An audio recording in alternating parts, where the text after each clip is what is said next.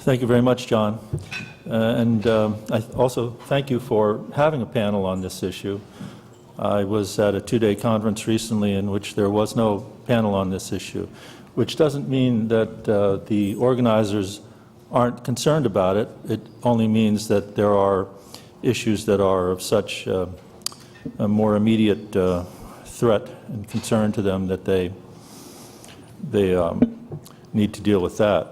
But it's not a subject that can be neglected, particularly by the United States, inasmuch as we do have responsibility.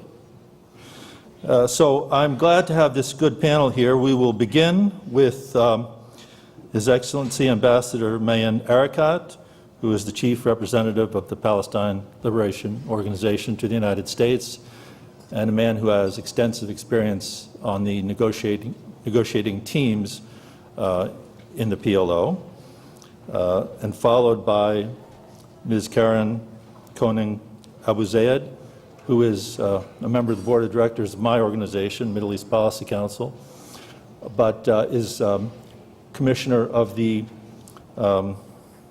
Commission of Inquiry on the Syrian Arab Republic, which was commissioned by the UN Human Rights Council, and was formerly Undersecretary General and Commissioner General of the UN Human Rights, United Nations Relief and Works Agency for Palestinian Refugees.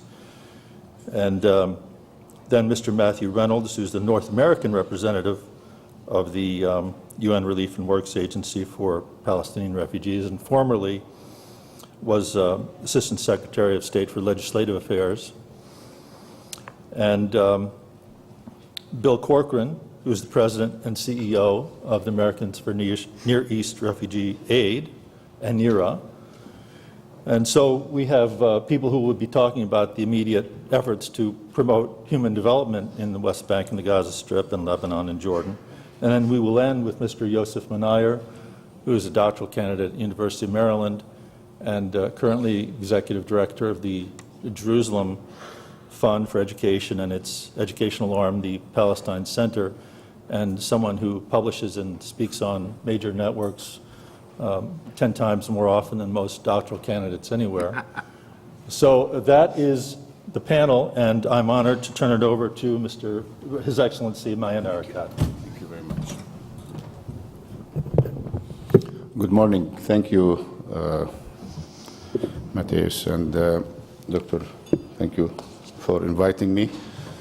There is always an advantage to be the one to start and a disadvantage. And I was told that we need to stick to the 10-minute limit, so I'm just going to go quickly over a few issues. But let me comment on what you said, as there are more immediate issues in the region. We all know what is going on in the Middle East, and we believe that these changes are very significant. The only thing that I want to say here that the longer the Israelis and the Israeli government waits for things to settle down, the more complex the situation will become. I remember 3 years ago when, I don't want to even call it anything, but when the events started to happen in the Middle East, Prime Minister Netanyahu said that, Israel must wait until the dust settles down before they decide what their next move will be or would be. 3 years later, Israel is not in a better position than they used to be, and the situation is not easy, or the prospects for a political solution are not stronger. So the longer Israel waits, the less secured it will feel, and the more complex the situation will become. So I think this wait-and-see situation should not continue. Over the last 10 months, the region, from a Palestinian perspective, witnessed 3 important developments. One was the unraveling of the efforts of Secretary of State John Kerry, the 9-month period, completely a collapse of the talks. And it's important to reiterate here that the reason behind the collapse of these efforts was Israel's failure to honor its commitment to Secretary Kerry to release the fourth batch of Palestinian prisoners. When President Abbas was here in March and he met with US officials, the Israelis asked the US administration to ask President Abbas to accept to extend the negotiations beyond the 9-month period in order for them to release the fourth batch of prisoners. Something we could not accept because the two issues were separate. We went to the negotiations and we already made a concession to the United States by refraining from pursuing membership at UN agencies and international organizations. So that was our offer to the administration in order to give them the chance to work out a deal or a solution. It does concern me that many in Washington, unfortunately a reputable, someone I respect very much, a writer like Thomas Friedman, 3 days ago in the New York Times, talks about the Obama offer to President Abbas. So we now, Palestinians, have 3 offers so far. Ehud Barak's offer at Camp David in 2000, Ehud Olmert offer, and now President Obama's offer. And there is no accuracy whatsoever about an offer that was made. We were discussing ideas. The United States came up with so many proposals. We had our reservations. The Israelis had their own reservations. But to try to assign blame once again to the Palestinian president and to the Palestinian leadership is not fair and is not accurate. It's not an accurate presentation of the facts. We were waiting for a modified proposal by the United States following the meeting between President Abbas and President Obama that never was delivered by US officials. So we don't want to get into this blame assigning game. They did it in the past and it did not produce any results. So the collapse of these negotiations was a turning point that was followed by the Palestinians seeking membership in 15 international organizations and conventions, and then a sudden, surprising development, the reconciliation agreement between Fatah and Hamas in May of this year that was then followed by the formation of a national consensus government and not a national unity government. A lot of people mix between the two. A national unity government is the product of a government that will be formed after elections between different political parties. From the beginning, Israel opposed this agreement because Israel has no interest to see the Palestinians united. Israel has no interest to see the Gaza Strip and the West Bank being one integral geographic unit, and they want to see the two areas separated, and they want the divisions to continue.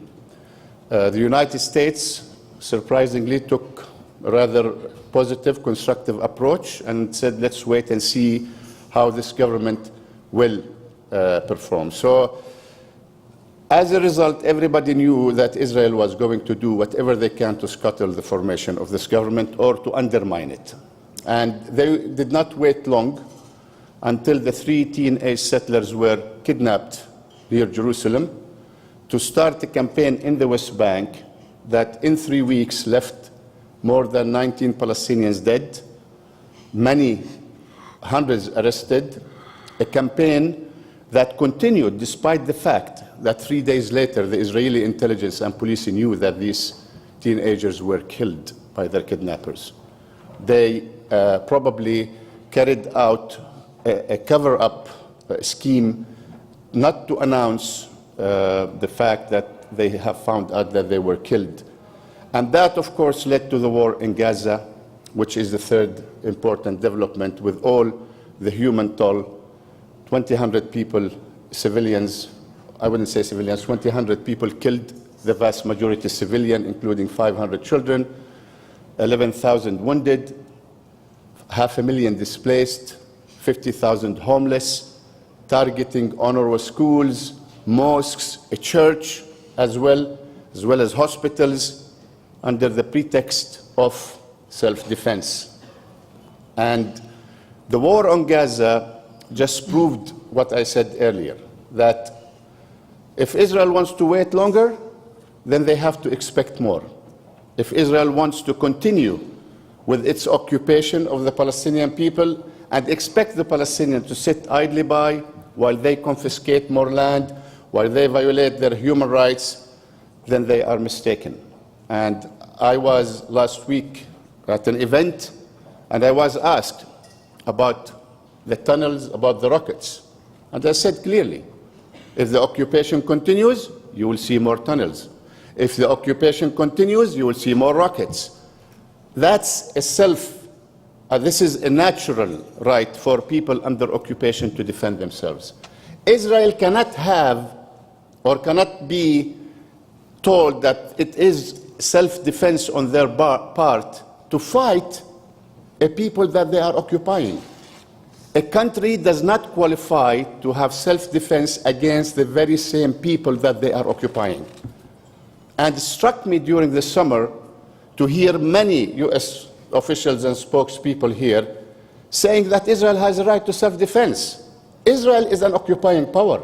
An occupying power does have the right to self-defense if it was against another sovereign state like Jordan, Lebanon, Syria, but not against the Palestinian people who are under occupation. So these three developments now have taken us to a very crucial juncture, which is what is next. 21 years later, after the Oslo process started, it's clear that this process has failed.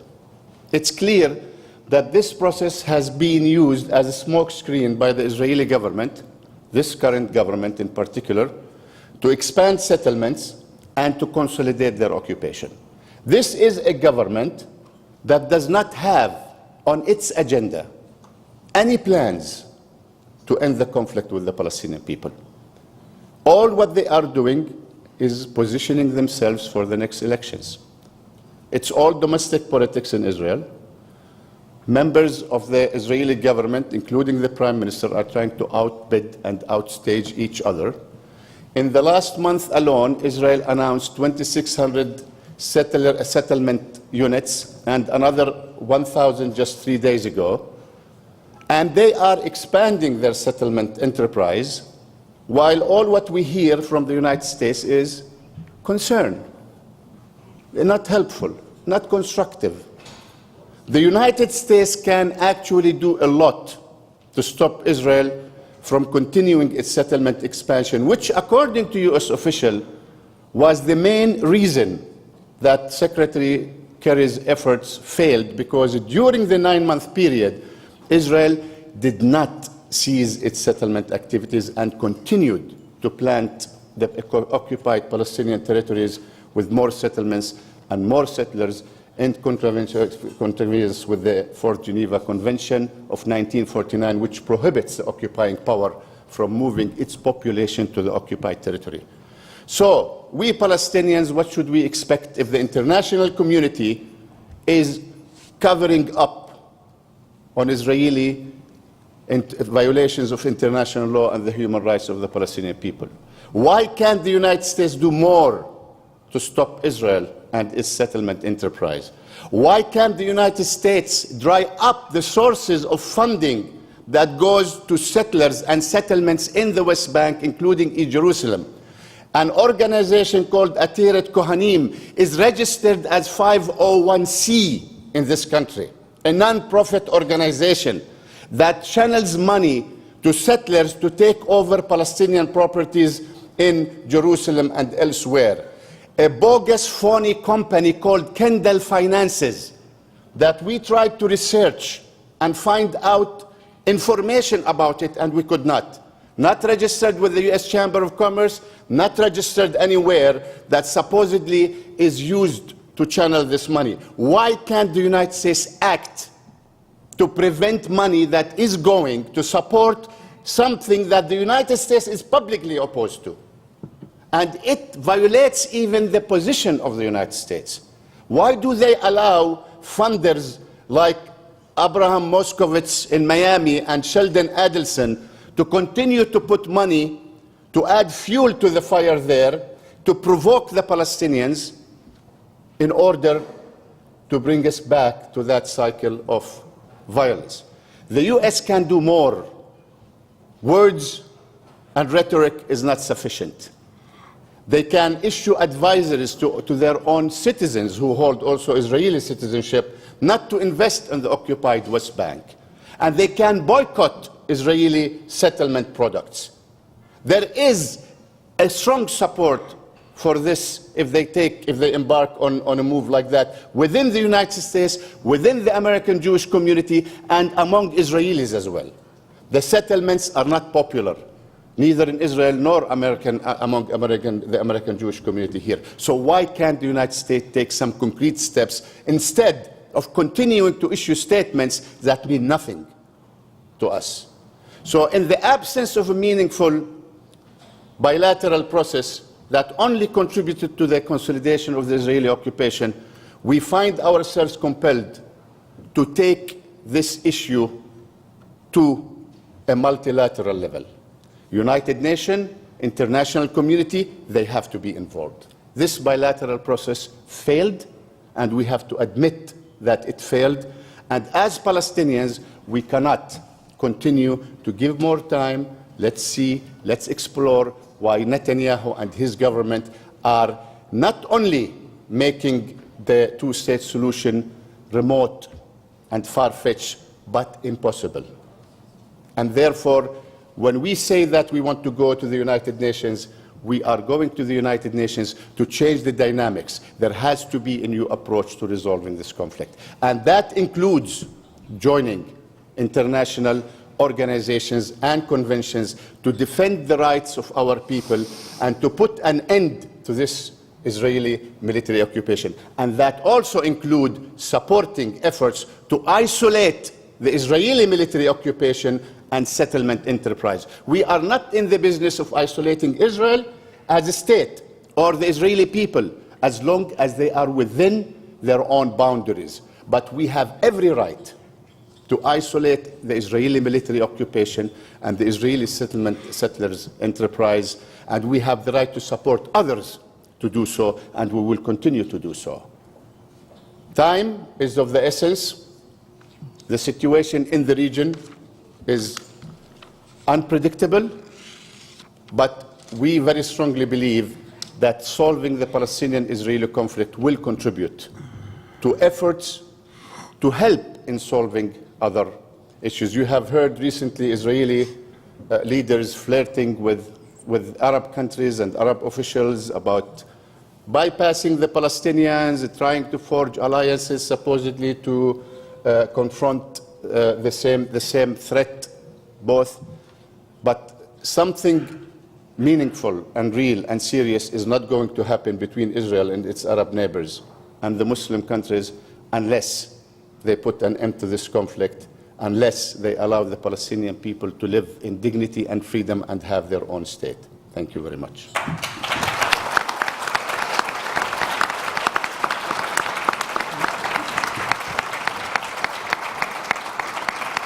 Thank you, Ambassador. Karen, can you come to the podium?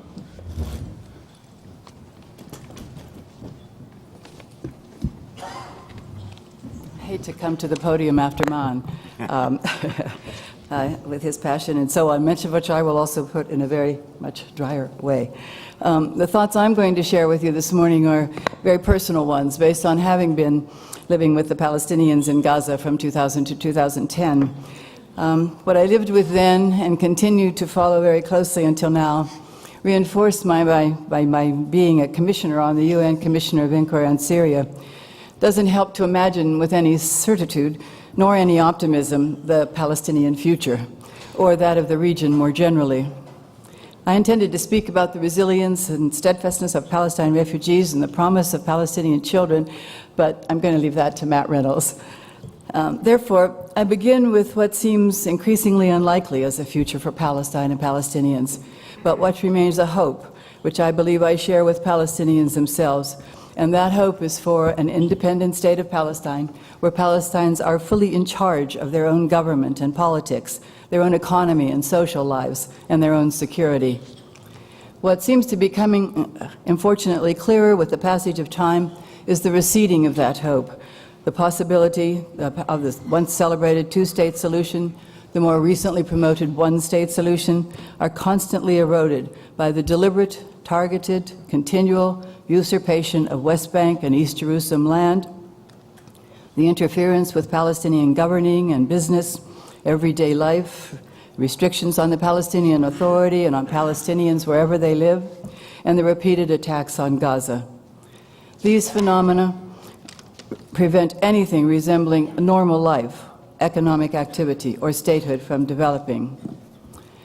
Despite this bleak beginning, I believe in the strength of the Palestinian desire for independence and their intention to realize the conditions which will grant them the universal rights that are promised to all people under international law.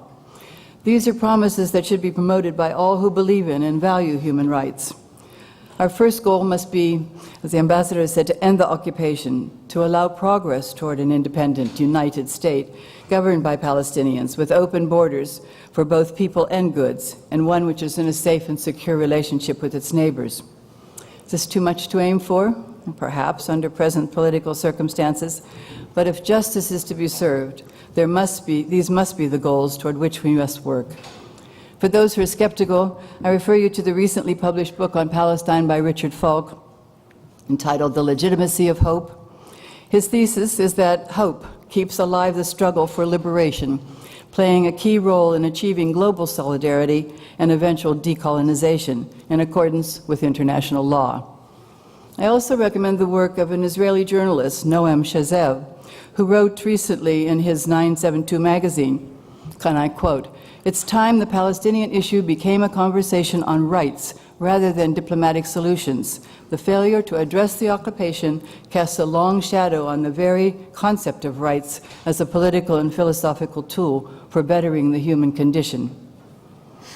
And there are, however, practical developments which allow us to move from the poisonous effects of the discouraging and depressing past 6 decades, with many of those years spent in international and regional negotiation, producing ever more deteriorating conditions for Palestinians in terms of their territory, their dignity, and their security. First, having lived and worked with Palestinians and humbly learning of their dreams, observing their abilities, and I know what could be accomplished if their skills and talents were unleashed. I don't underestimate the difficulties of occupation or the tragic consequences, personally and economically, of events such as the recent Gazan war. But I want to draw attention to the willingness, even eagerness, of the Palestinians to overcome their circumstances and make the best of the opportunities left to them. There is little or only short-lived despair, almost none of the giving up one expects to find among occupied people, especially those living through repeated cycles of violence and an ongoing, firmly established system of oppression and humiliation, barely acknowledged or appreciated by anyone who's not lived under occupation. What's emerging among Palestinians, and finally, those who interact with them on a political level, but also among many others who are beginning to recognize the injustices, past and present, is that the oppression on Palestinians is long overdue for redress. Add to this the Palestinians of all generations, their refusal to give up their goals of freedom and independence, and you may agree there is hope for their legitimate struggle after all. I'll mention just a few of these hopeful signs. A consensus government is in place. There's been an historic visit to Gaza by the Palestinian Prime Minister and members of his cabinet. The PA is working with the government in Gaza to take charge of the Gaza reconstruction and control the borders, we hope, with the Israelis. Private sector, international, and West Bank businessmen are responding with thoughts and plans for establishing links with Gaza businessmen, those devastated by the recent conflict, to help rebuild and reinvigorate the local economy. The UN Secretary General visits Gaza and takes the opportunity to directly challenge the government and Prime Minister of Israel on the occupation and the expansion of settlements, calling the destruction he witnessed in Gaza a shame on the international community. He further initiates an inquiry on the Israeli attacks on UN facilities in Gaza. All bolder actions than any taken by a Secretary General previously. New, whether they give us any results or not. Yesterday, the Jordanians took to a request for an emergency session of the Security Council on settlements. Today, that emergency session has taken place. Again, previously blocked by our representative, the United States representative to the UN. Prime Minister of Sweden announces his government's intention to recognize the observer state of Palestine as the state of Palestine.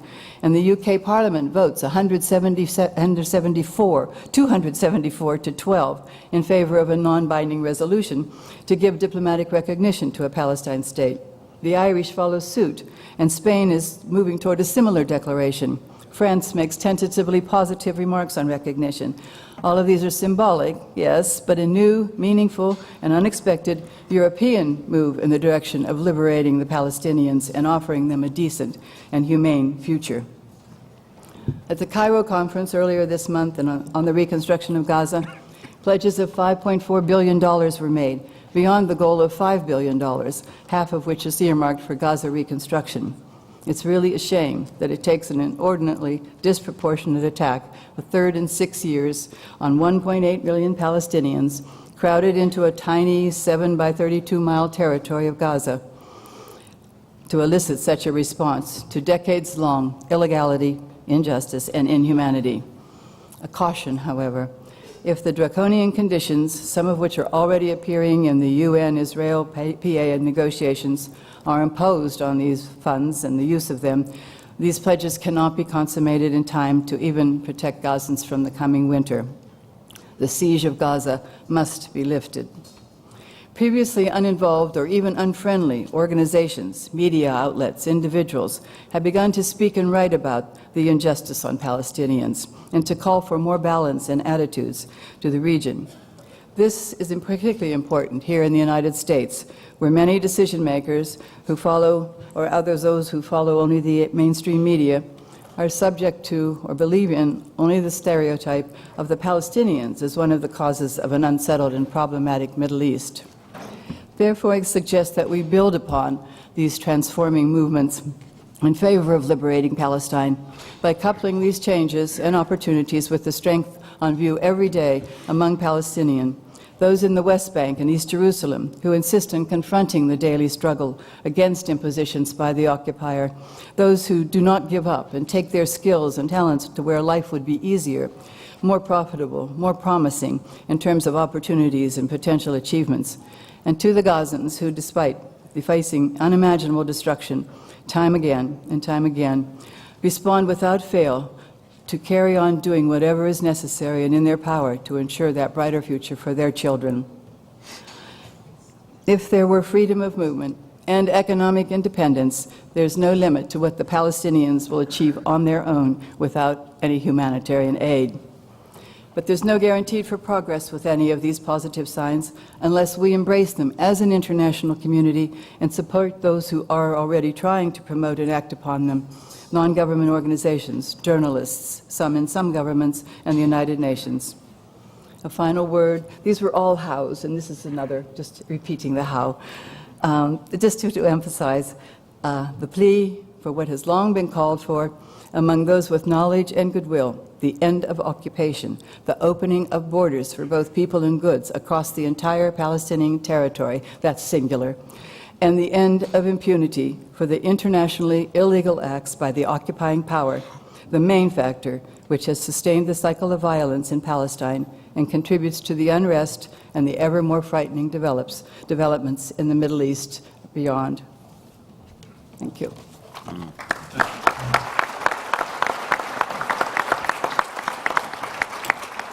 Yes, Matt, please.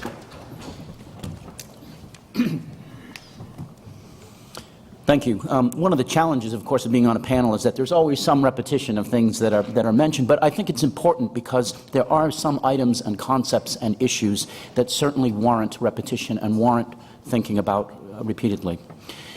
You know, since its inception in 1949, UNRWA, which is the United Nations Relief and Works Agency for Palestine refugees in the Near East, that's why we just go by UNRWA, it's a long name, has provided and continues to provide crucial humanitarian and human development services to the approximately 5 million registered Palestine refugees in Lebanon, Syria, Jordan, Gaza, and the West Bank, including East Jerusalem. It is through this special lens that we have witnessed many of the profound changes that have occurred in the Middle East over the past 65 years and how these events have impacted the Palestinians and their future. While the new ISIS crisis in Syria and Iraq has expectedly garnered much media and public attention, the recent horrific war in Gaza reminds us that the Arab-Israeli conflict, with its roots reaching deep into history, is still with us today and continues to cast a dark and unyielding shadow across the Middle East, touching virtually every issue affecting the relationship between its people. It remains the primary determinant of regional stability and prosperity. As is frequent with conflicts, what is often forgotten is that, in this case too, peace is ultimately about people.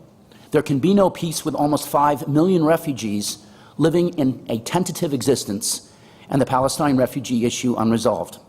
Palestine refugee concerns remain not only unaddressed, but are consistently removed from the narrative of negotiation and peace processing. There are even some here in the United States who believe that the Palestine refugee doesn't even exist.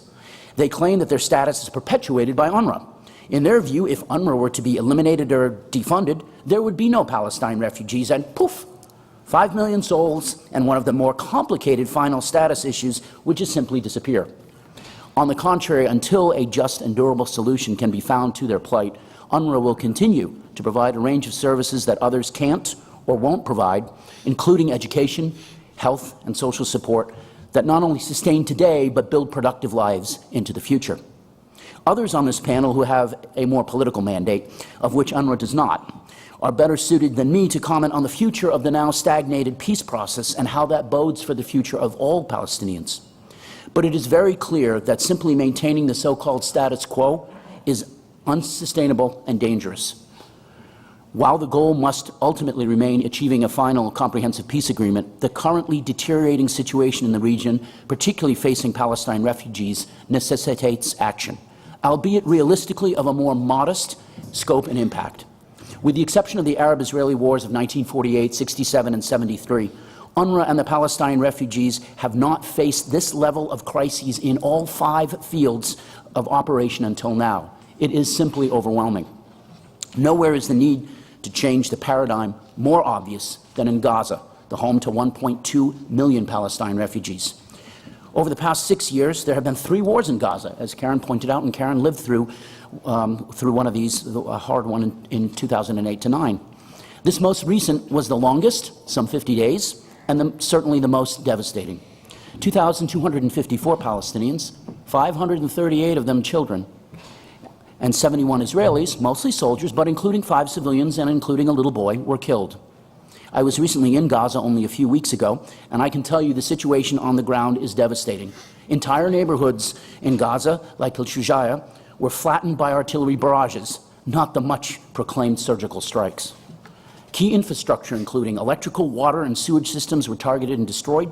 Many factories and large swaths of Gaza's very limited farmland were badly damaged. At the height of the conflict, some 400,000 of Gaza's 1.8 million population was displaced, with 290,000 of them cramming and seeking shelter in 90 UNRWA schools.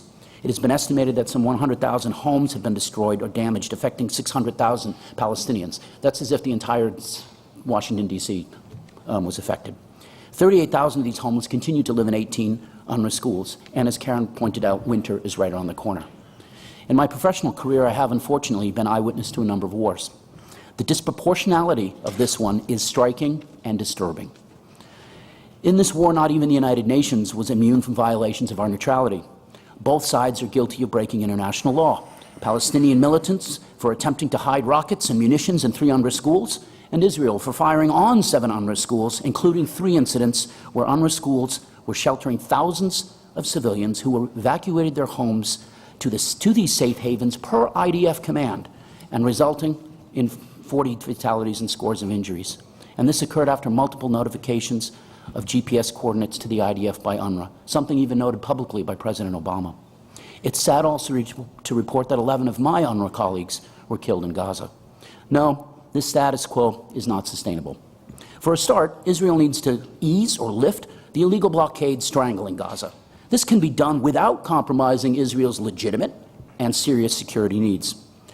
Lifting the blockade is an essential parameter to enable Gaza to emerge from years of suffering, joblessness, and a lack of functioning economy.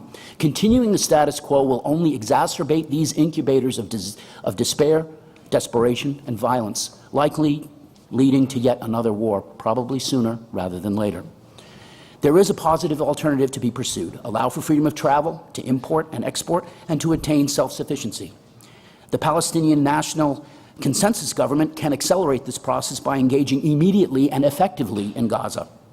As IDF Chief Benny Gantz said a week and a half ago, at the end of the day, 1.8 million Palestinians live there, and the quiet is also dependent on the trend of creating economic hope there. Read between the lines. It's time for a change. If the military can understand that, why can't the politicians? This is just one example in one field, Gaza, where modest but certainly positive action to support a better future for Palestine refugees. Time does not permit today, but there may be more examples. There are many more examples in all the other fields I could share, especially in Syria. Let's not forget Syria, where 50% of the 540,000 Palestine refugees are internally displaced, and 65,000 have fled the country, to many, many living in conditions far worse and unpredictable. 18,000 Palestinians and Syrians remain besieged in Yarmouk with severe shortages of clean water, food, health care, and, well, everything. The title of this panel is The Palestinian Future. While the picture for Palestinians, and for Palestinian refugees in particular, may look bleak, especially in the near term. They are unwanted and unwelcome in some places, or facing collective punishment and discrimination in others. Despite the real challenges and obstacles ahead, I try to be an optimist, and so I'm going to end on this recent experience in Gaza. On Sunday, September 14th, just about a month ago, I stood in the courtyard of the Abu Tayyim School in Khan Yunis, Gaza Strip, for the official school opening assembly commemorating the opening of all UNRWA schools in Gaza. I just want to point out, give a little shout out here, with Herculean efforts, my colleagues in Gaza were able to get a system of 252 schools with 241,000 students. That's the size of the Broward County school system in Florida, the 7th largest in the United States. And by the way, in Gaza schools, UNRWA only educates grades 1 through 9. They were able to open and do all of that in just 18 days after the ceasefire. While some students sadly portrayed the effects of shell shock and fright, others had that broad smile on their faces. They were happy to be back at school, happy to be back learning, back to dreaming of a future filled with peace and opportunity. Despite the horrors they lived through, these 10-year-old Palestinian kids still have resiliency and hope. There can be a better future. Smart leaders on all sides of the conflict should understand and act on that. And it means changing, in the right direction, the status quo. Thank you.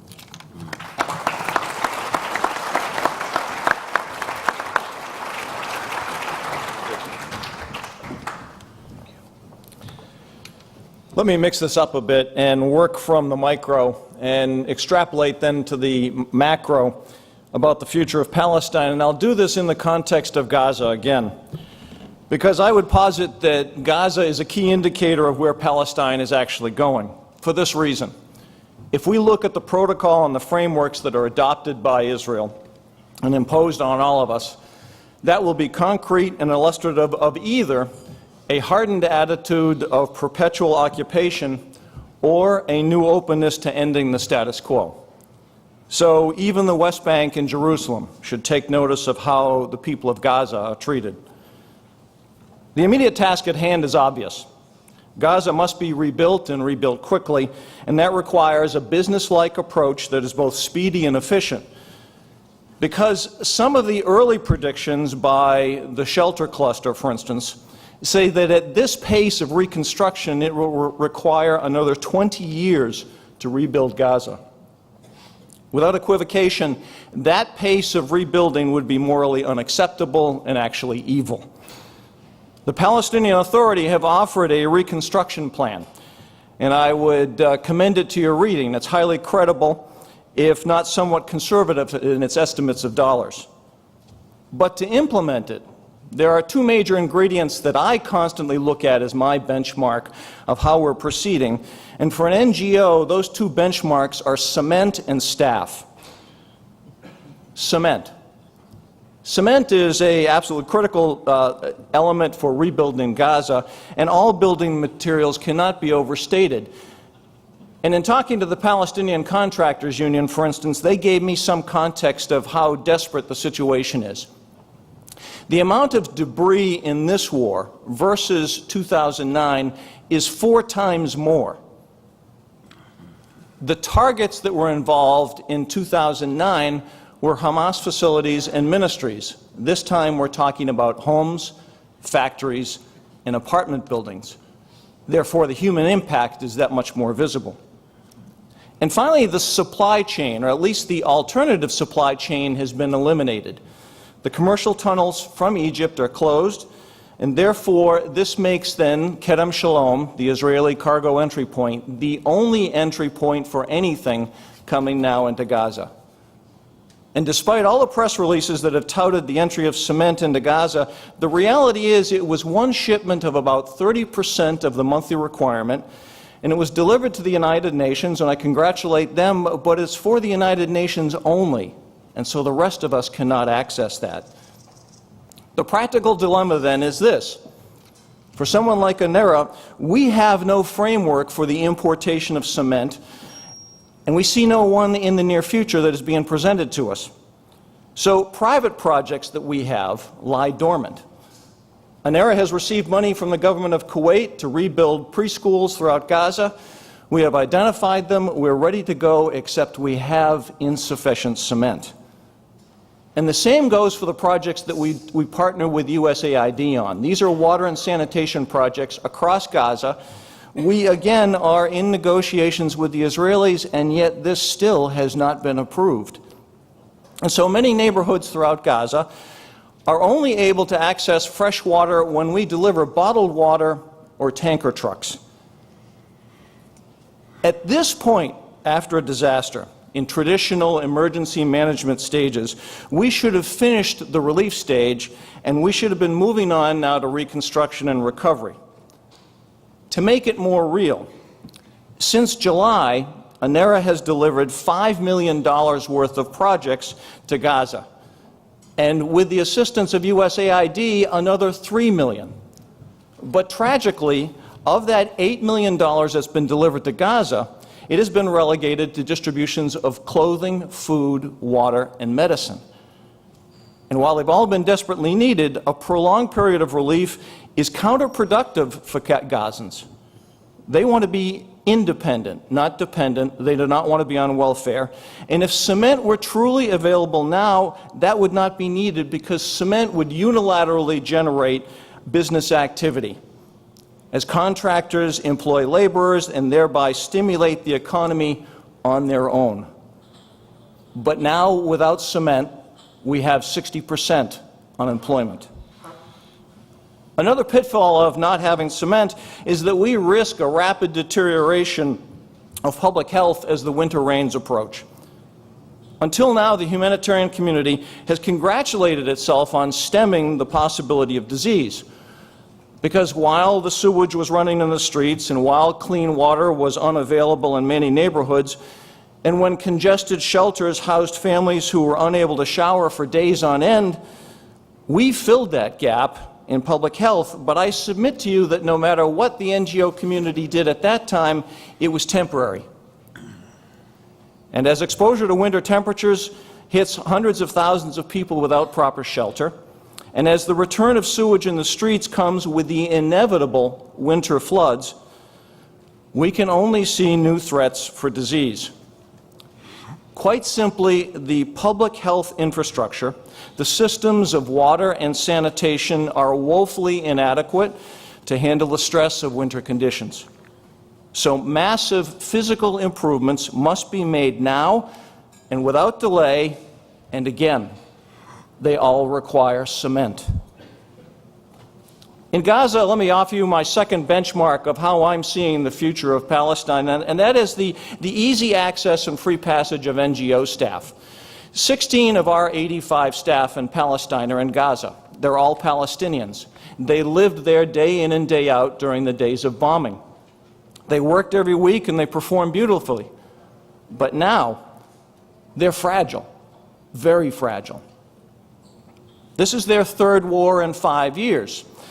They went through 51 days of warfare as they sat in their living rooms wondering, and it's touched every single person on our staff, including one of our program coordinators who lost 22 members of his own family. As a result, the staff are working, but they have not bounced back. They require assistance if they're going to be truly healthy and productive, but we can't treat them. We have attempted to bring into Gaza a Jerusalem doctor who's a trauma specialist, but the permit has been endlessly delayed. We have tried to bring our Gaza staff into Jerusalem for counseling with that person, for meetings and for R&R, and all too many of our staff have been rejected for permits. And then we have tried to infuse new energy into our Gaza office by bringing our own West Bank and Jerusalem staff into Gaza to be seconded there for a period of weeks. One of our agronomists agreed to go into Gaza to work on land reclamation for farmland. Another, a pharmacist, agreed to go in and help repair clinics. And even after coordination with Israel, they were turned back at Erez Crossing. We are coping with exhausted staff who are professionals, but they are impaired in their rebuilding. And why? Because a protocol hasn't changed one bit since the invasion. Let's not fool ourselves. Despite all the rhetoric and the promises and the press conferences, the ability of humanitarian actors to respond is hampered, and it's hampered by political decisions. We have exhausted personnel and a supply chain that doesn't function freely, and so the aid community profoundly needs the cooperation of Israeli authorities in approving a new and an enhanced regime. What's the future of Palestine? During deliberations recently in a board meeting of ANERA, a board member turned to me and said, if there is no political progress or movement, how does ANERA, or any NGO for that matter, work in a future of perpetual occupation, increasing regulation, and probably daily strife like we see in Jerusalem now? If I were a Jerusalemite or a West Banker and looked at Gaza, I would be very worried.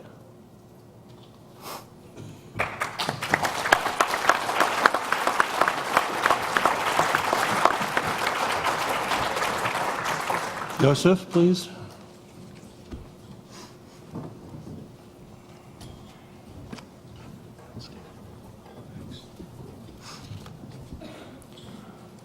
Thank you all very much. Thank you to the council and to my co-panelists as well. The title of this panel is The Palestinian Future. It is said that you cannot know where you are going until you know where you have been. And on this I completely agree. For Palestinians where they've been, and this is central to understanding how to address moving forward in their future, where they have been, where they continue to be, where they continue to struggle, is in a struggle against colonialism.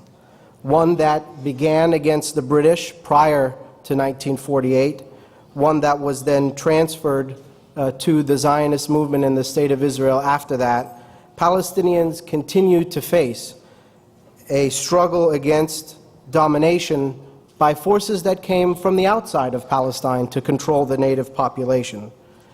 This is not just about the occupation of 1967. This is about multiple moments in the Palestinian history which are central to understanding where they will go into the future.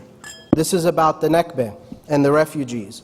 This is about Palestinian citizens of Israel, whose equality and freedom and dignity are no less important than Palestinians anywhere else. This is about Palestinians in the West Bank and Gaza, for whom self-determination and basic rights have been denied and must be afforded.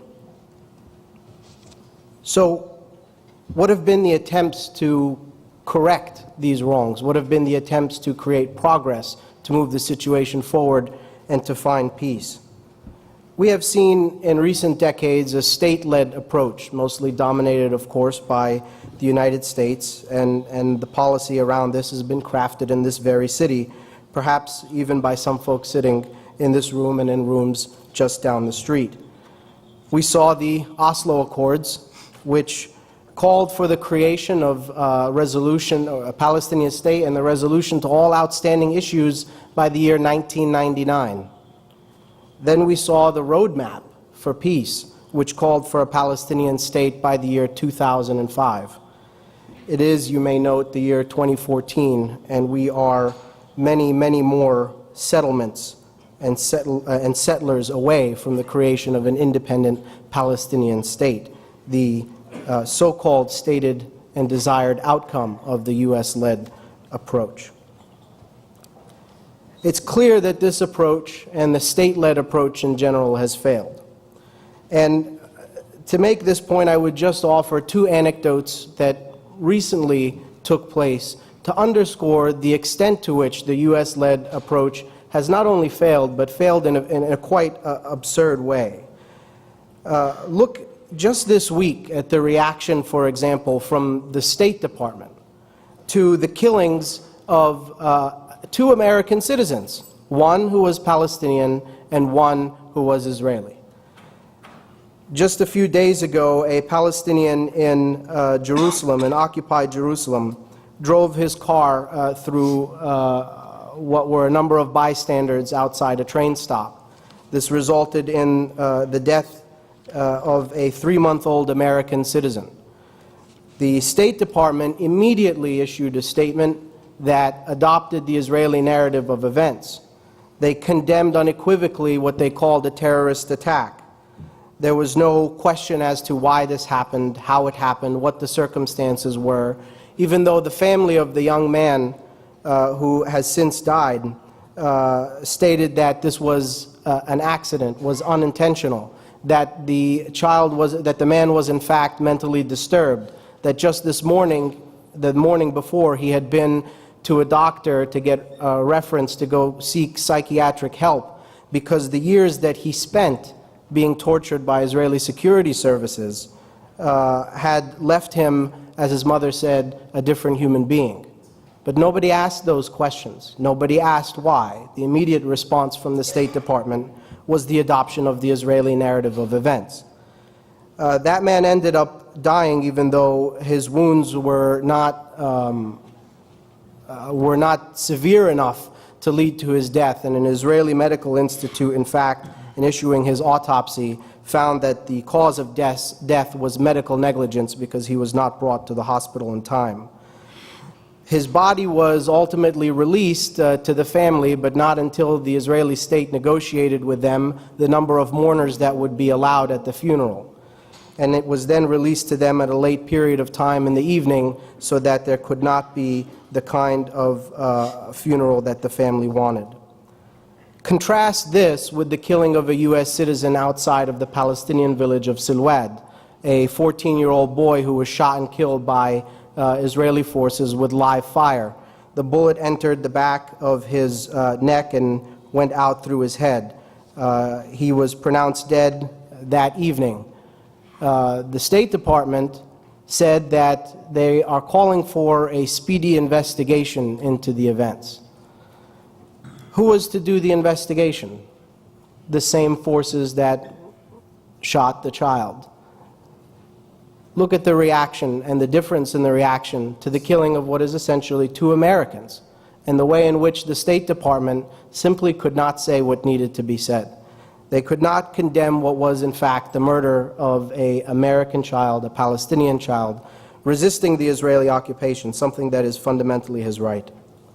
The second anecdote I will point to is one that is beginning to take place after the release of some interesting reporting yesterday in an article called "The Crisis in U.S.-Israeli Relations is Here." Some of you may have read this report, and there's been a lot of name-calling from senior administration officials who are unnamed in this reporting about the Israeli Prime Minister Benjamin Netanyahu, using some language that I could not repeat before this audience here, but nonetheless recognizing him for his cowardice. And I find it interesting that senior administration officials who are in a position to actually use leverage over the Israeli state, yet refuse to, because of their own cowardice, because of domestic political calculations, take to the pages of their press to anonymously call the Israeli Prime Minister a coward. We've all known the stances of this Israeli Prime Minister and his right-wing government for a very long time. But what I think this underscores is that despite having the ability to create the change necessary, the real cowardice is here in this city, because they simply do not want to take the steps necessary to pressure the Israeli state. So where do we go to if this state-led approach has failed? There is, as the ambassador mentioned, the path of internationalization, going to the United Nations and going to the ICC. Perhaps this is something that can work, but where I would differ is that I do believe that the only path towards changing Israeli state behavior is isolating not just the Israeli occupation, but the Israeli state itself. Because the reality is, even if we look at settlements, for example, as the root cause of the challenges to peace at this moment, these settlements don't sprout atop hilltops in the West Bank by themselves. They are supported by a state. They're supported by a state which is enforcing the discrimination against Palestinians in the West Bank, enforcing the denial of resources to Palestinians in the West Bank, creating the infrastructure and the tax incentives for people to come from Brooklyn to live in Ma'ale Adumim so that they can continue to control what little is left of the West Bank and keep it for themselves instead of the Palestinians. It is the Israeli state that is the problem.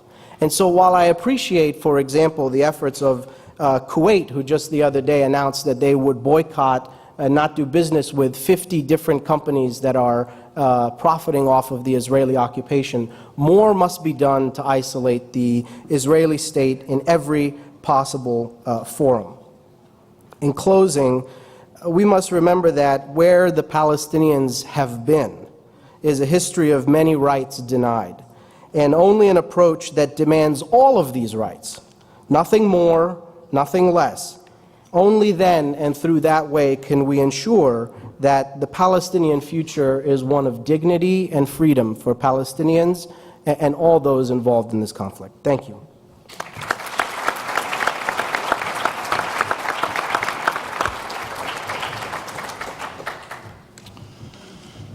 Well, thank you.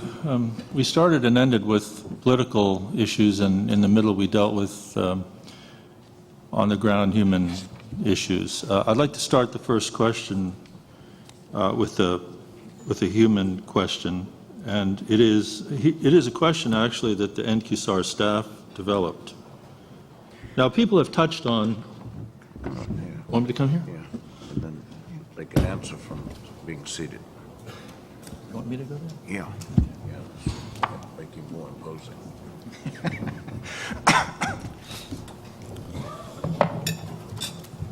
So I want to begin with a question here in your booklet. And now, some people have touched on this, but let's focus on it. Is there a possibility for another ceasefire agreement between Egypt and Hamas, negotiated by Egypt, that would be between Hamas and Israel? Would it produce terms that would be better than the protocols that exist now? And if not, what kind of pressure would you prescribe in order to bring that about? Any one of you.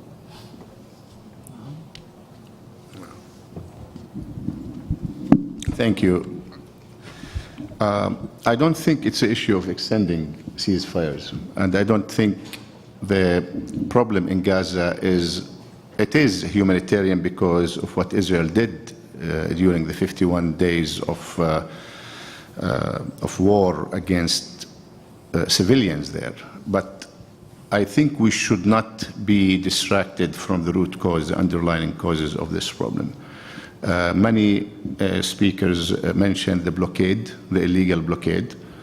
There were no tunnels in 2007 when Israel imposed the blockade against the Gaza Strip. The tunnels were originally built to smuggle goods. People wanted to survive.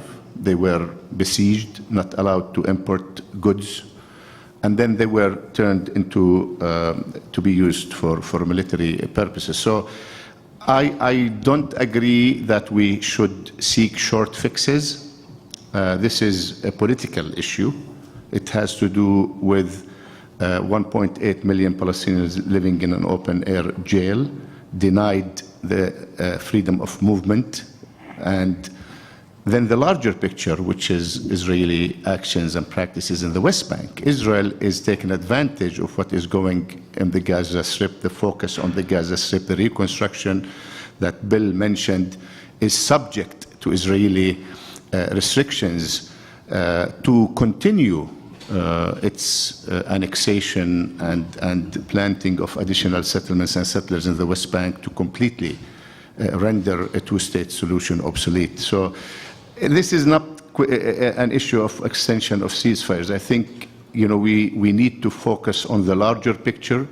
The only way we can relieve the pressure in the Gaza Strip, in the West Bank, in East Jerusalem, like Karen said, is if we allow the Palestinians to be able to run their own affairs. If we can establish a state, exploit our potential, we don't need any humanitarian aid or any support from the international community. We have been trying for the last 4 years to convince the Israelis through the US administration to allow us to embark on a series of projects in areas near the Dead Sea that could create thousands of jobs and add between $2.8 to $3.4 billion to our GDP.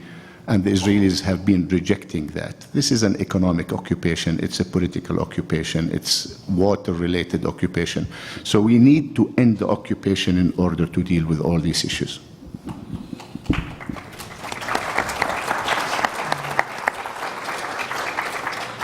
I definitely take your point about the importance of the larger political issues, but for the record, factually, maybe Bill, you could address this, is there any reasonable prospect of another agreement being negotiated in the next month that would ease restrictions, and what role could the U.S. play in bringing that about? In part of this, Tom, I'd be speculating as to what the timeline of the Israelis is right now. At this point, we have seen draft frameworks that would be offered to NGOs, for instance, that could be used. I think the United Nations has signed a framework right now. But how this is going to spread out and how it's going to work quickly as a protocol for all importation of building materials is very, very unclear right now. And as I said before, even the U.S. government has not been able to finalize an agreement with the Israelis for its projects within Gaza. Tom, if I could just add, if you really want to see, when I mentioned draconian conditions, it's because of what's been negotiated and so far agreed between the United Nations, the Palestinian Authority, and the Israelis on taking any of these materials in that relate to the donations that have been made at the Reconstruction Conference. And you can't believe they want to have cameras everywhere, camera on every facility that's going to be receiving any of these the things so that they can be tracked. I mean, it's just unbelievable. Everyone has to fill out long forms for a family that's going to have a home rebuild. People just sort of dismissing it who aren't already trying to implement it, which we will still try to do. But it's a real big, very big problem, and it's not just Hamas or Israel. Can I just add one thing to that, Tom? That when it comes to ceasefires in Gaza, the one problem that I think we're about to repeat that was evident in previous ceasefires, and we saw it both in 2008 and 2012, there were ceasefire agreements that worked for some period of time to some extent.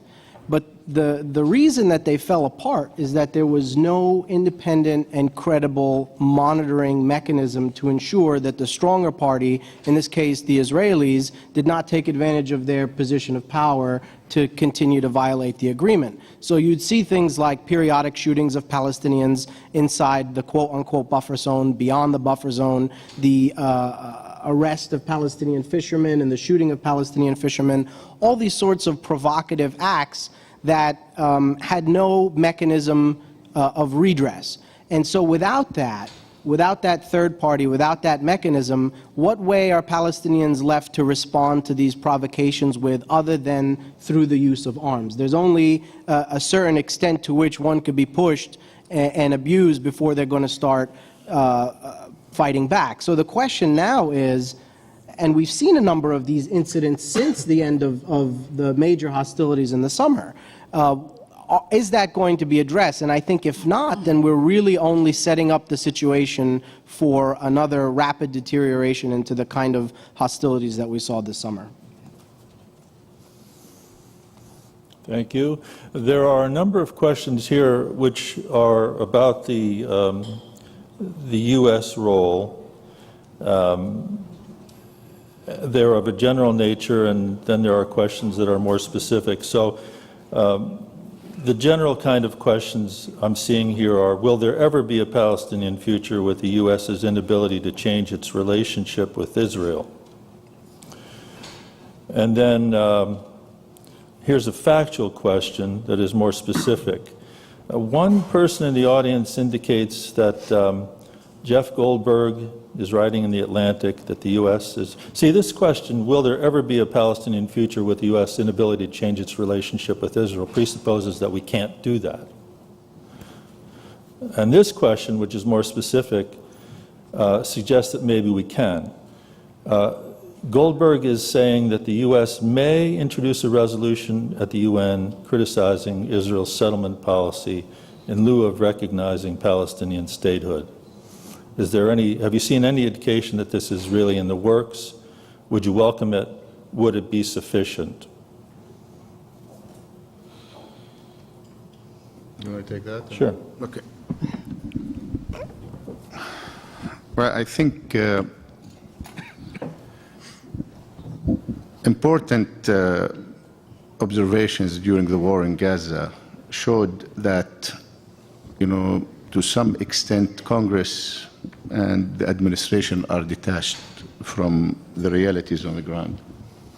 Even in the United States, Wall Street Journal, NBC, poll found that 53% of Americans urging the administration to take an even-handed approach to the Palestinian-Israeli conflict. That's a large number.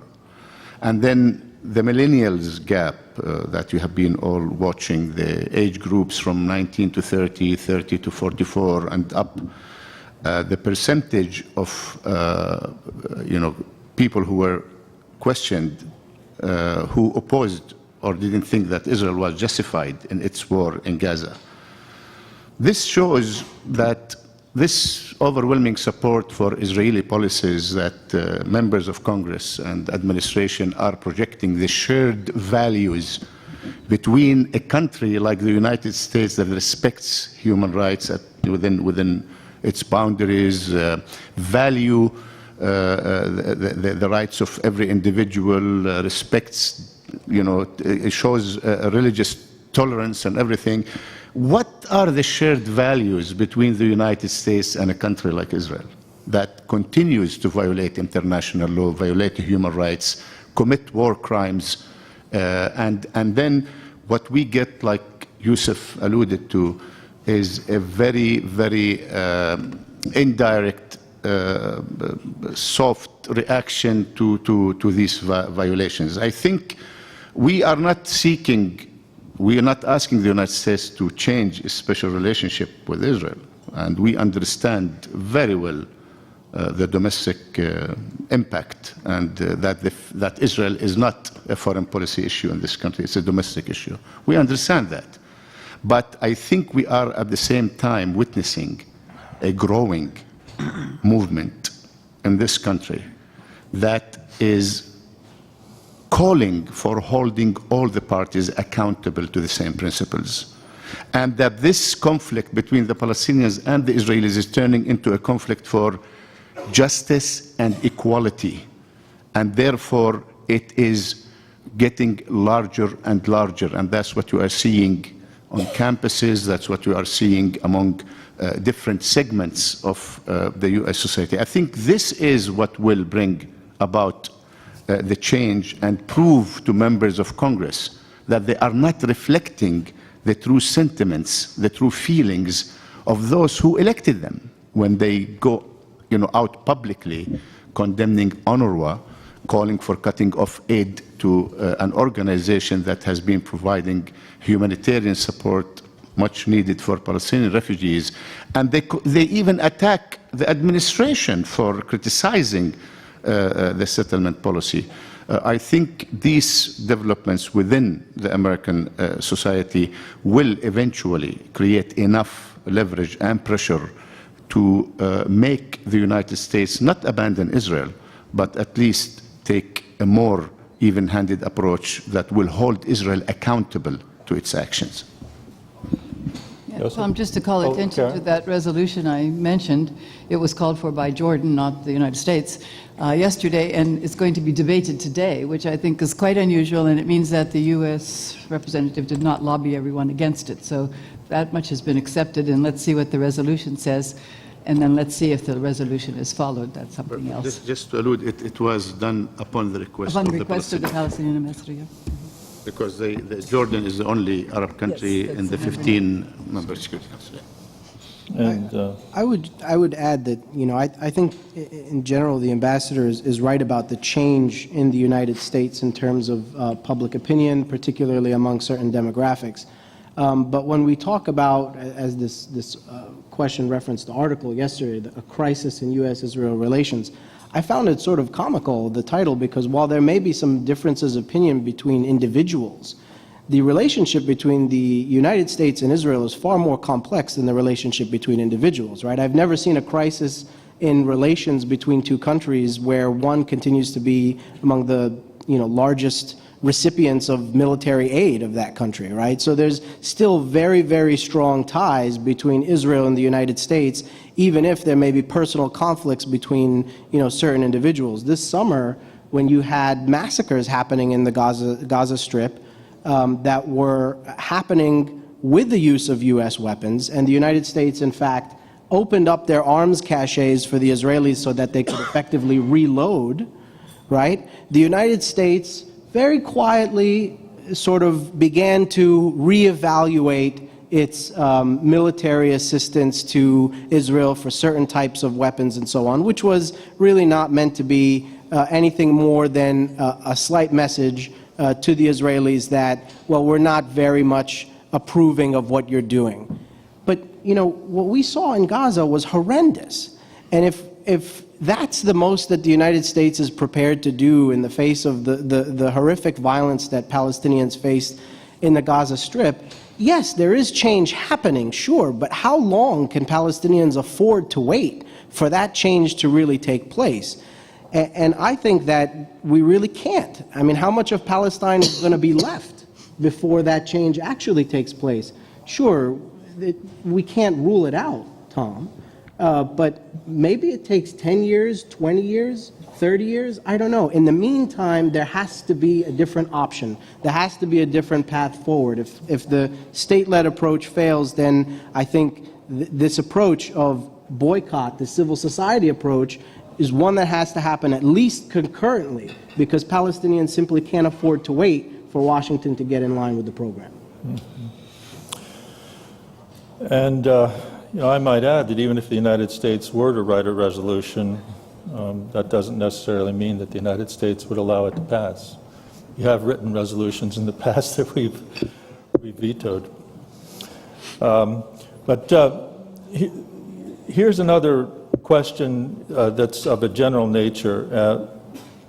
Panelists talked about how this conflict and this situation on the ground is not sustainable, and gave reasons. But let's go back to it, because there are members of the current Israeli government who believe that the situation is indeed sustainable, that they absolutely can manage it, and that they intend to manage it rather than solve it. So let's marshal a few arguments that would be persuasive to them.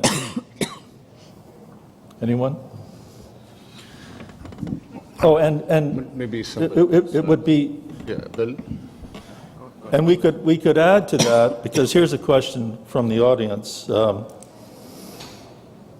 How can the various factions of the Israeli lobby in the U.S. be persuaded that the status quo is not sustainable and that a mutually agreed upon peace settlement is in the best interests of all the parties?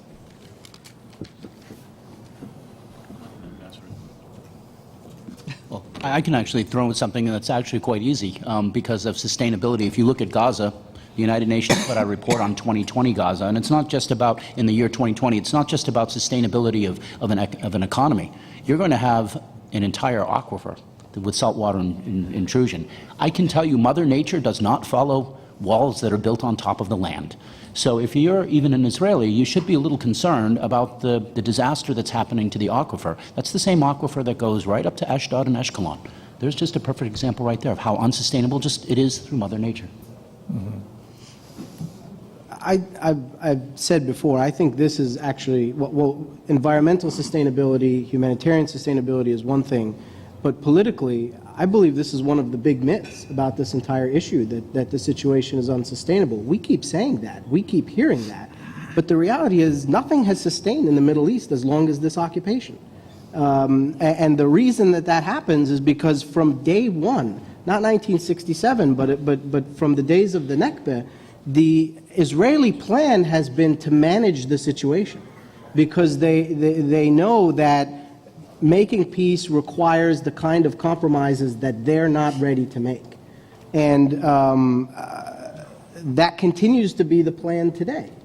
And I think that, unfortunately, here in the United States, we've given the Israelis every reason to believe that perpetual occupation is a perfectly viable option.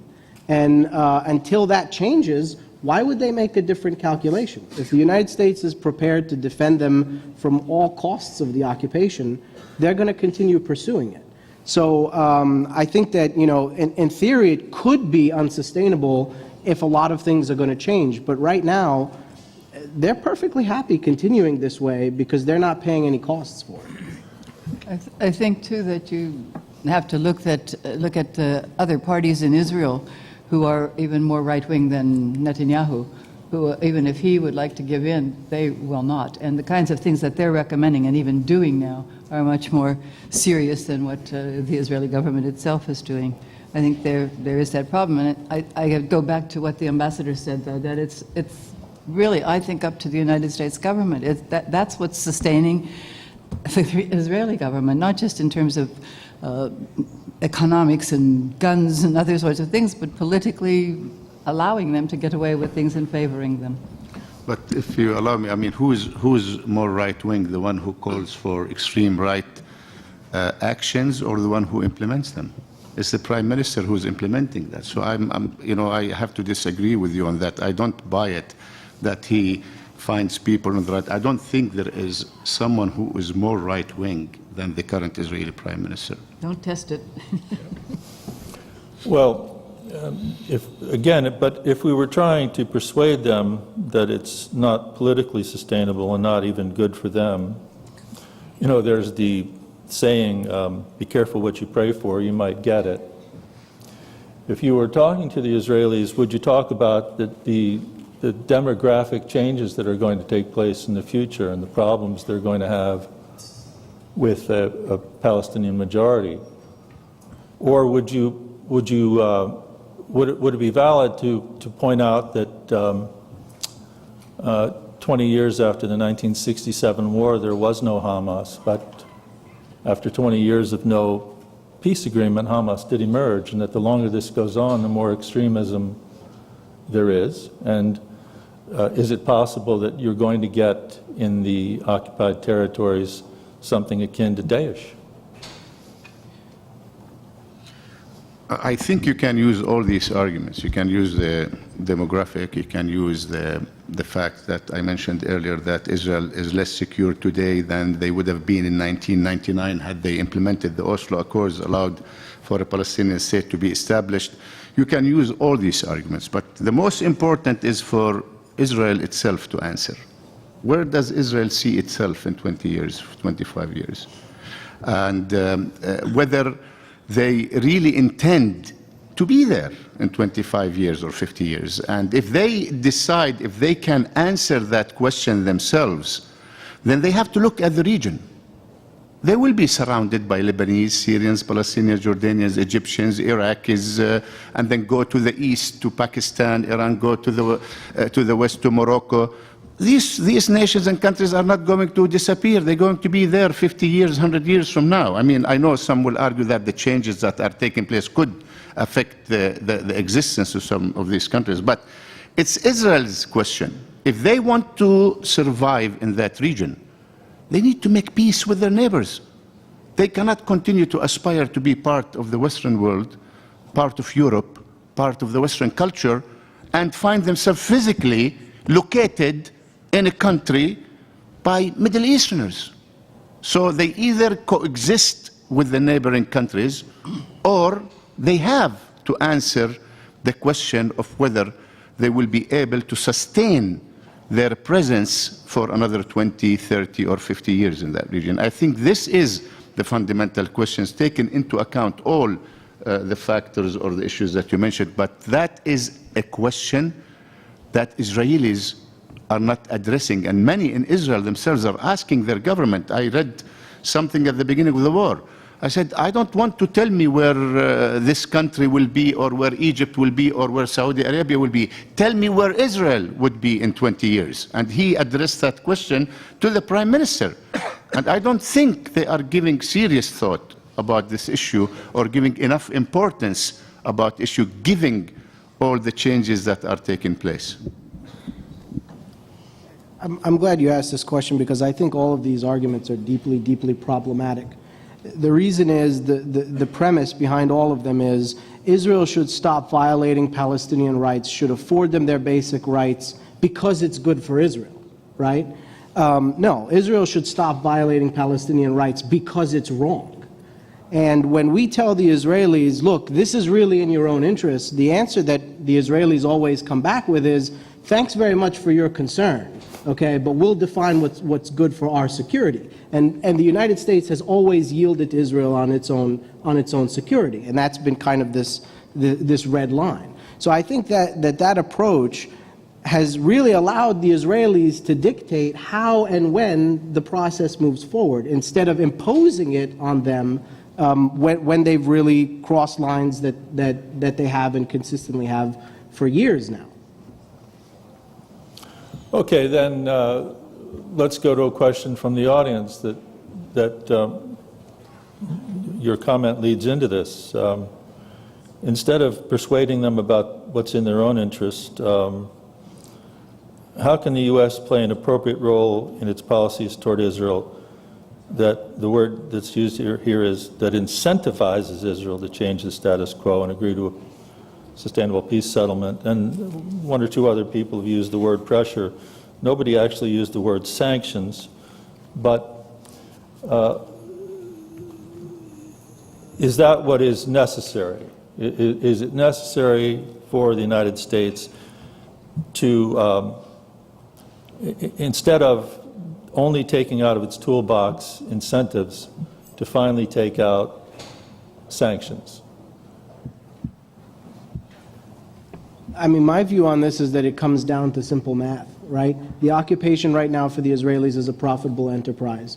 The cost of the occupation in terms of military spending related to GDP is half of what it was 20 years ago, and a third of what it was 20 years before that. And what they're profiting off of having the territory, both economically and politically, in terms of the natural resources, the mineral resources, the land resources, and what it's meant for the politicians who are catering to settler constituencies, you have every reason to continue this occupation until there's some weight put on the other side of the scale.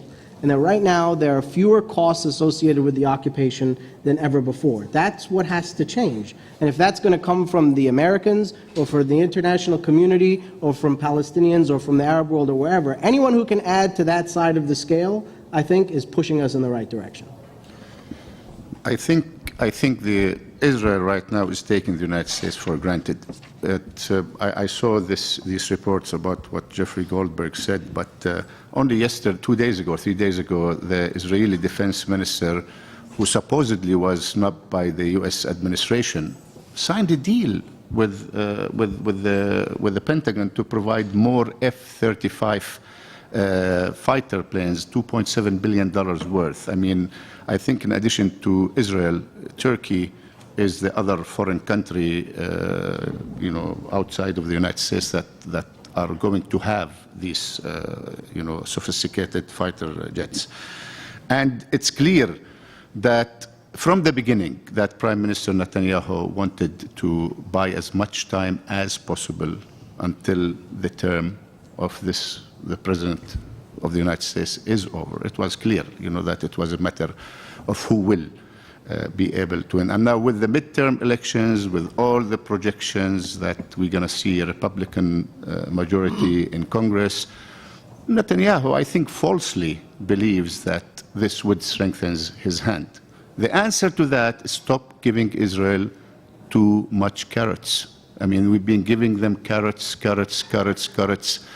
hoping that they will change their policies and their position. My advice, let us deal with the Israelis. Sit on the sidelines. If the United States is not going to hold Israel accountable, sit on the sidelines. Let us deal with them. And then we will see how Israel will function when the United States remove that political cover, especially at UN organizations and agencies. They are acting arrogantly, and if the United States is not going to hold them accountable, allow us to deal with them at international fora, and we will be able to deal with the Israelis at international fora. But don't hold us hostage for a process. Don't keep asking us for more time, because it is not going to change anything on the ground. This government has no intention, this Israeli government has no intention of ending the conflict with the Palestinians. Tom, just to add some details about how much they benefit from occupying Gaza, and even this, the reconstruction, 500 million, the estimates are that 3/4 of that will go to Israel, because one of the conditions is that all the companies that everybody has to buy everything from are in Israel, and everything that comes through the borders is given taxes to Israel, and so on. It's, as they say, they're benefiting in every direction on this. I don't know if Paul Finley is going to be able to say anything about his little pamphlet going around, and his approach that he's making to the government here is on something called tough love. And I wouldn't want to try to represent him, but it is the very sort of the same things you're talking about, is that this government has to exercise tough love on Israel.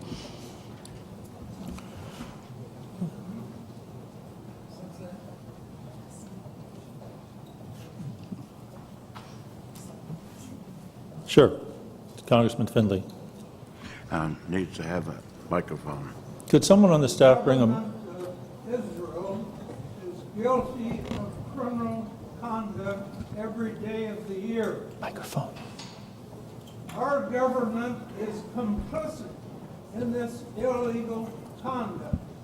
We should cease all supportive relationships with Israel until it behaves.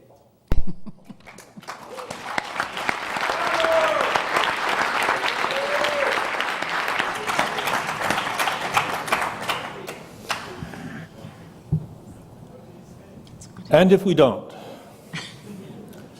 then it brings us back to the issue of other actors and other processes that the ambassador was mentioning.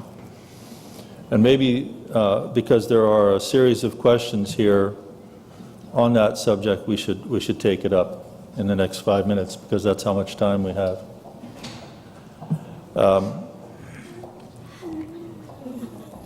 Is the EU planning to conduct direct talks with Israel in order to save the two-state solution? And let me combine it with another question. Whether it's the United States or the EU or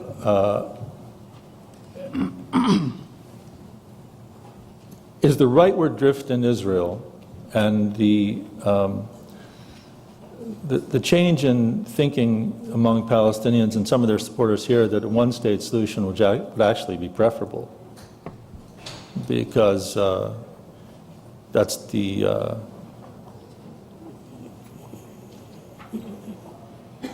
if there is no two-state solution, eventually the world will not tolerate the situation, and the Palestinians will ultimately get equal rights in this one state.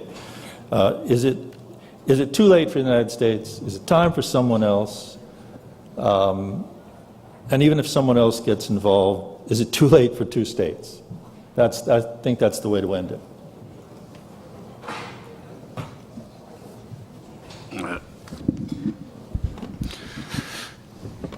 You know, it is a fact that there is a growing support, even among Israelis, for a one-state solution, and Palestinians. But we both call for a one-state solution for different reasons. The Israelis want a one-state solution so that they can completely destroy the prospect of an independent Palestinian state, while Palestinians believe that the two-state solution with all the settlement enterprise have become completely impossible, and let's go for one state binational and switch the struggle from political to social justice and equality. It doesn't mean that the Israelis will give in. Even if they become a minority after 15, 20 years, the struggle will continue. We will have a minority ruling a majority, and it will take many, many more years to get that issue resolved. And you mentioned the role of Europe.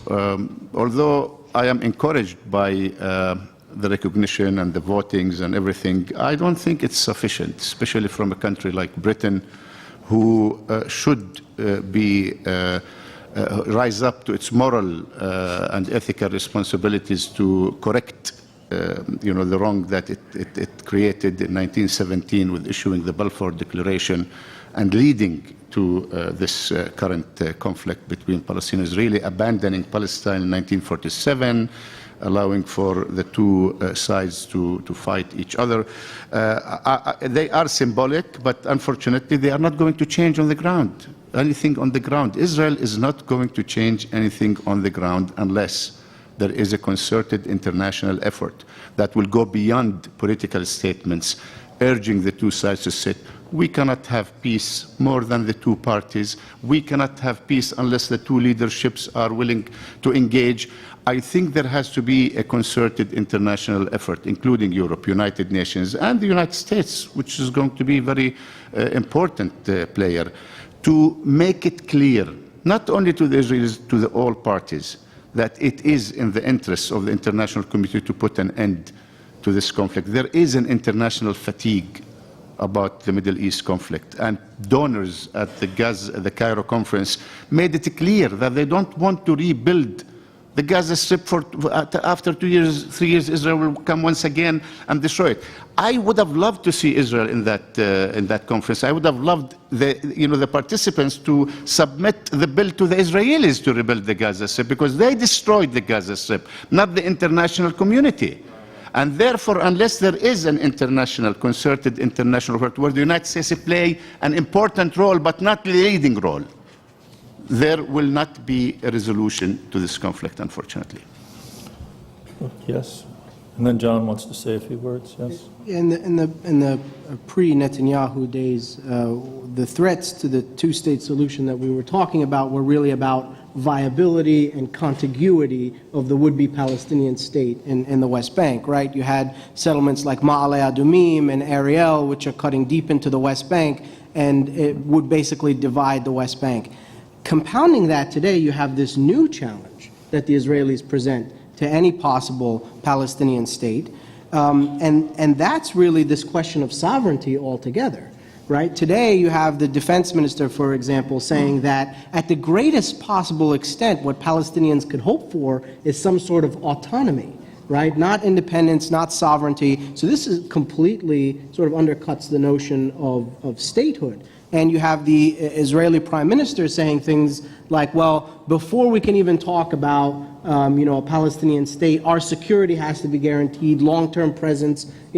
Basically what they're saying is that there is no two-state solution, and there may never have been a two-state solution. So I think the Israelis, what they're telling us today is that it's very clear that not just because of the geography and the demographics, but they simply don't want a Palestinian state to exist there, and they're perfectly happy to defend that into the future.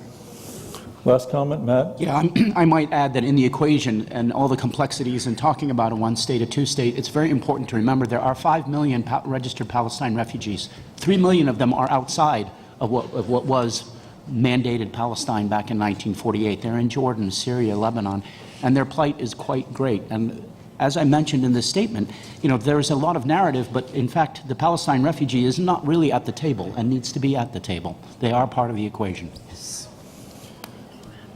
Yes, and we've discussed one comment from me, and then we'll go to John, who wants to amplify on what Congressman Findley said. We talked here about how to hold Israel accountable, and the other issue that ought to concern everybody in the audience is that ultimately the United States will be held accountable. But we've already been held accountable. The anti-Americanism in the region is something to consider. The desire to exact revenge against us is something to consider when we formulate our Arab-Israeli policy. John.